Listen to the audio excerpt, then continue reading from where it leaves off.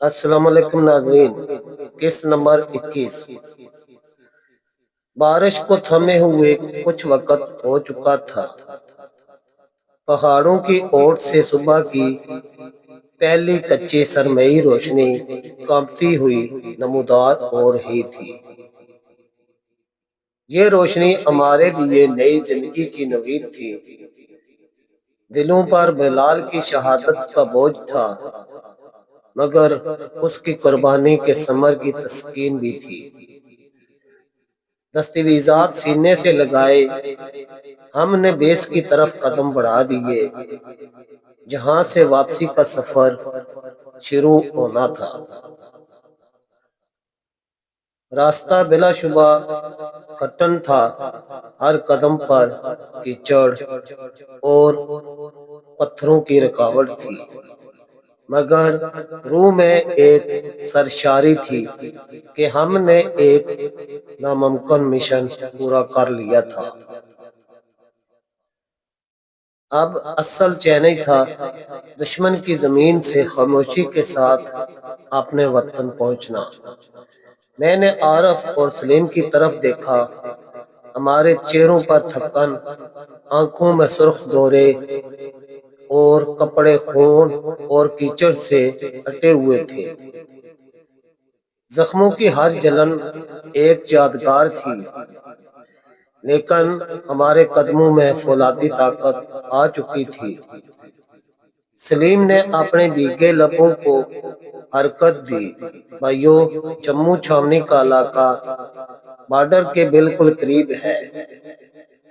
اگر ہم رات کی تاریکی کو اپنا ڈھال بنائیں تو پیادل ہی سرحد پار کر سکتے ہیں، مگر یاد رکھنا، ذرا سی آہٹ، ذرا سی غلطی ہمیں بلال کی قربانی کو ضائع کرنے پر مجبور کر دے گی۔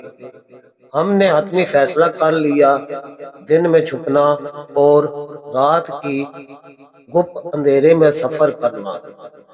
کوئی جلد بازی نہیں، کوئی شور نہیں، ہمارا سفر شروع ہو چکا تھا۔ ہم نے دشمن کے علاقے سے نکلنے کے لیے گھنے جنگل کا رخ کیا۔ درخت اتنے قریب تھے کہ اوپر آسمان کا کوئی ٹکڑا نظر نہیں آتا تھا۔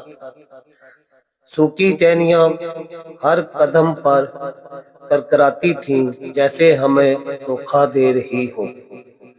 ہمیں ہر قدم حساب سے رکھنا پڑتا۔ ایک جگہ ہم نے پیٹ کے بل گھاس میں لیٹ کر دشمن کے سپاہیوں کی گفتگو سنی۔ وہ ہمارے سر سے بامشکل چند میٹر دور تھے۔ سگریٹ سلگانے کی ہلکی آواز، پھر کہہ کے میں نے عارف کی طرف دیکھا۔ اس کی آنکھوں میں التجا تھی، سانس روک لو۔ ہم نے کیچڑ اور پتوں کا سہارا لیا۔ دل کی دھڑکن خوفناک حد تک تیز ہو گئی تھی۔ کچھ دیر بعد جیپوں کی گڑگڑاہٹ نے ہماری سماعت کو چیر ڈالا، جیسے وہ ہمارے اوپر سے گزرنے والی ہو۔ جیپیں گزر گئیں، مگر ان کے انجن کی گونج دل کی دھڑکنوں میں ایک خوف بن کر باقی رہی۔ اندھیرا گہرا ہوا تو ہم نے جنگل چھوڑ کر کھیتوں اور باغات کے بیچ سے راستہ بنایا۔ چاند بادلوں کی اوٹ سے کبھی ہماری مدد کرتا، کبھی خطرہ بن جاتا۔ ہم زمین پر رینگتے گھاس کے بیچ چھپتے، ایک جگہ دشمن کے 3 سپاہی ایک چھوٹے واچ ٹاور یا عسکری چوکی کے قریب رات کی گشت کر رہے تھے۔ ان کے ہاتھوں میں ٹارچیں تھیں جو فصلوں اور جھاڑیوں پر بے ترتیب گھوم رہی تھیں۔ دراصل وہ کسی غیر معمولی حرکت کی تلاش میں تھے۔ ہم نے زمین پر رینگتے ہوئے گھاس کے بیچ سے درختوں کی اوٹ لی،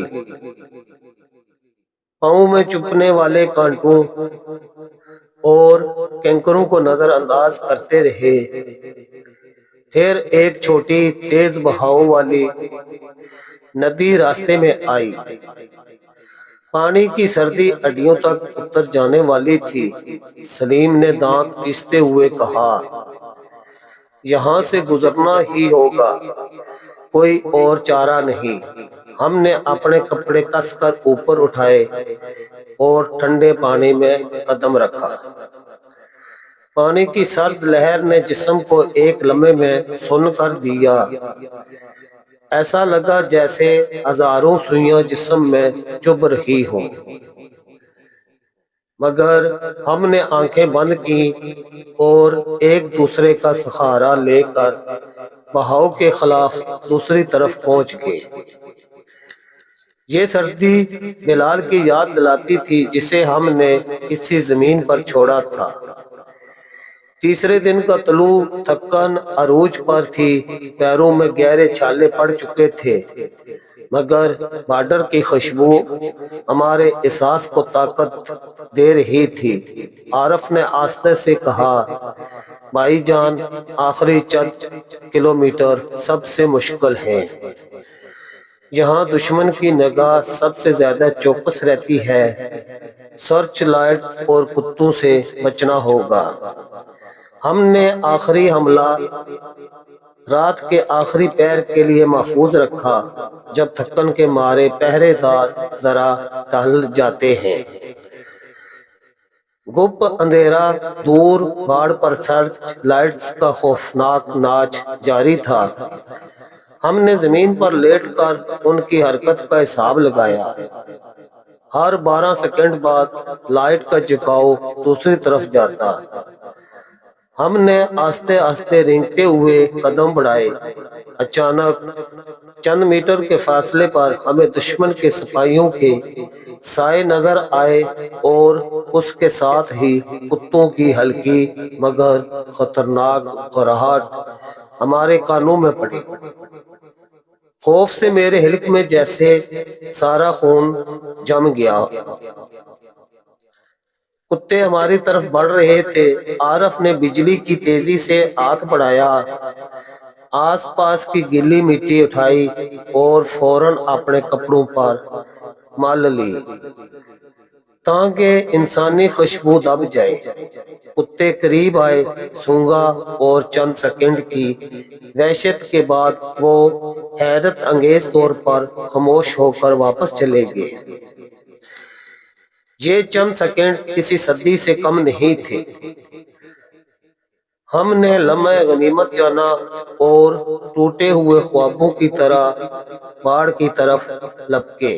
آخر کار وہ منظر سامنے تھا، خاردار باڑ کے نیچے مٹی کا ایک چھوٹا سا تنگ سوراخ تھا جو کسی غیبی مدد کی طرح ہمیں نظر آیا۔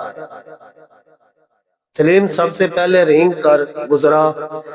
اس نے کانٹے احتیاط سے ہٹائے۔ میں نے اپنے کپڑوں پر لگے کیچڑ اور خون کو پرواہ نہ کرتے ہوئے دستاویزات اپنے سینے سے بھینچ لیے اور اس تنگ راستے سے رینگ کر گزر گیا۔ جلد پر خراشیں آئیں، مگر اس درد میں بھی وہ سکون تھا جو وطن کی مٹی کو چھونے کے احساس سے ملتا ہے۔ عارف اور سلیم بھی پار ہو گئے۔ ہم تینوں نے ایک دوسرے کو دیکھا۔ ہماری بھیگی ہوئی آنکھوں میں آنسو اور لبوں پر مسکراہٹ تھی۔ اللہ اکبر! ہم کامیاب ہو گئے۔ پاکستان کی مٹی پر ہمارا پہلا قدم۔ ہمارے فوجی دستے کے بہادر جوانوں نے ہمیں توڑ کر گلے لگا لیا۔ ان کی آنکھوں میں ہمارے لیے آنسو، لبوں پر مسکراہٹ تھی۔ اللہ اکبر! ہم کامیاب ہو گئے۔ پاکستان کی مٹی پر ہمارا پہلا قدم۔ ہمارے فوجی دستے کے بہادر جوانوں نے ہمیں توڑ کر گلے لگا لیا۔ ان کی آنکھوں میں ہمارے لیے آنسو، لبوں پر تشکر اور چہروں پر فخر تھا۔ بھائیو، آپ کامیاب ہو گئے، ہمیں آپ پر فخر ہے۔ مجھے بلال کی قربانی یاد آئی اور اس کامیابی کا سب سے بڑا حصہ دار تھا۔ عارف نے میری طرف دیکھتے ہوئے کہا، بھائی جان، ہم واپس اپنے دیش کی ہوا میں سانس لے رہے ہیں۔ یہ سب بلال کے لہو اور اس کی دی ہوئی امانت کا نتیجہ ہے۔ میں نے عثمان کی طرف دیکھا جہاں اب مکمل روشنی پھیل چکی تھی۔ ہاں، اس کی قربانی ہمیشہ زندہ رہے گی اور یہ وطن ہمیشہ ہماری امانت رہے گا۔ ناظرین، یہ قسط ابھی تک جاری ہے۔ میرے چینل کو سبسکرائب کر لیں، ویڈیو کو لائک اور شیئر کریں اور ویڈیو میں کومنٹ بھی لازمی کیا کریں۔ انشاءاللہ ملتے ہیں اگلی ویڈیو میں، تب تک کے لیے اللہ حافظ۔